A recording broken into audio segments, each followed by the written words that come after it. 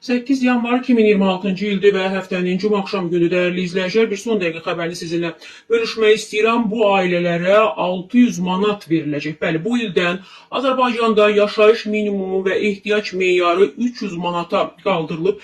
Yeni ehtiyac meyarının müəyyənləşdirilməsi, ünvanlı sosial yardımın aylıq məbləğinin artırılması və müraciətin genişləndirilməsi baxımından vacibdir və bunu İqtisadiyyat Azad açıqlamasında Milli Məclisin deputatı Vüqar Bayramov bildirib. Onun sözlərinə görə bu kontekstdən ehtiyac meyarının artırılması ünvanlı sosial yardım proqramı çərçivəsində vətəndaşlarımızın aldığı yardım məbləğinin artmasına da səbəb olacaq. Eyni zamanda ehtiyac meyarı artırıldığı üçün daha çox ailə ünvanlı sosial yardıma müraciət edə biləcək. Belə ki, əgər ailənin 5 üzvü var və həmin ailənin rəsmi aylıq gəliri 900 manatdırsa, o zaman 2025-ci ildə həmin ailə üçün 1425 manat ehtiyac meyarı, yəni 5 nəfəri 285 manata vuranda, yəni 5 sayını 285-ə vuranda ortaya çıxan rəqəm 1425 manatdır. Yəni, bax, bu ehtiyac meyarı, yəni xərc hesablanırdı 2025-ci il ötən il və bu zaman ailənin xərci ilə gəliri arasındakı fərq, yəni 525 manat idi.